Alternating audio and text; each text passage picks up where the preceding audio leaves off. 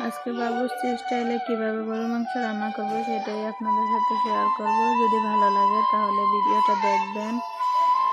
আসসালামু আলাইকুম, hello everyone. তো সবাই কেমন আছেন? আশা করছি সবাই ভালো আছেন। আমিও আলহামদুলিল্লাহ আপনাদের সকলের দোয়ায় অনেক অনেক ভালো আছি। তো আশা করছি আপনারাও অনেক ভালো আছেন। আজকে বাবুর্চি স্টাইলে গরুর মাংস রান্না দেখাবো। গরুর মাংসগুলো ধুয়ে পরিষ্কার করে নিয়েছে। এখানে এক এক করে সবগুলো মশলা মিক্স করে নিব। এখানে আদা রসুন জিরা মানে যত রকম মশলা লাগে সব কিছু মিক্স করে বেটে নিয়েছে। এগুলো সব এখন অ্যাডজাস্ট করে নিব। এখন জিরা বাটাগুলো দিয়ে দিব। জিরা বাটা দেওয়া হয়ে গেলে স্বাদ মতো লবণ, মরিচের গুঁড়া, হলুদ গুঁড়া, তেল এগুলো দিয়ে দিব। পেঁয়াজ, টমেটো সম্পূর্ণ উপকরণগুলো দিয়ে মিক্স করে চুলাতে বসিয়ে দিব। তো আপনাদের যদি ভিডিওটা ভালো লাগে তাহলে পুরো ভিডিওটা দেখবেন ধৈর্য সহকারে শেষ পর্যন্ত। কিভাবে রান্না করে, কতটুকু হয়, আর কি এরকম হয় আপনারা কমেন্ট বক্সে অবশ্যই জানাবেন।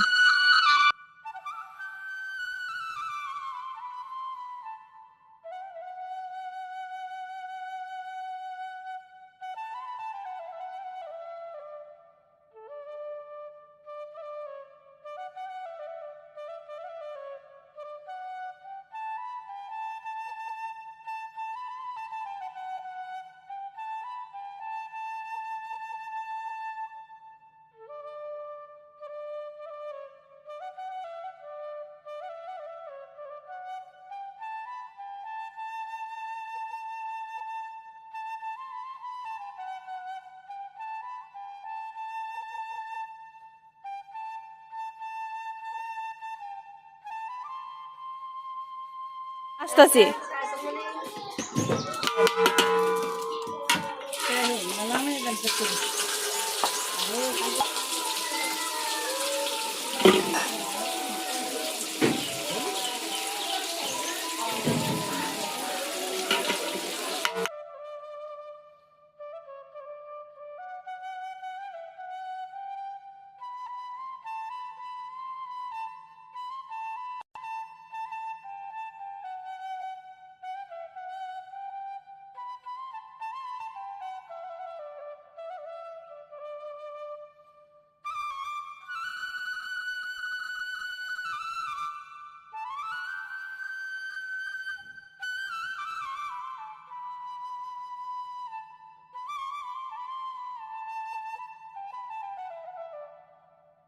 তো এখন তরকারিটা দেখে নেওয়া হবে কতটুকু হয়েছে, নাড়া দেওয়া হবে।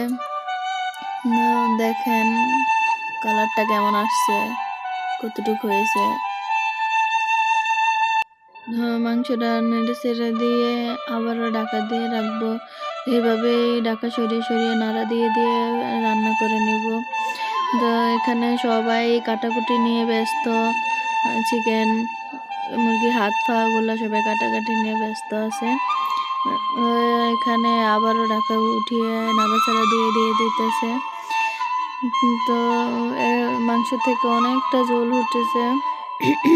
এই ঝোলে মাংস সিদ্ধ হয়ে যাবে। তো আপনারা দেখেন পুরো ভিডিওটা শেষ পর্যন্ত।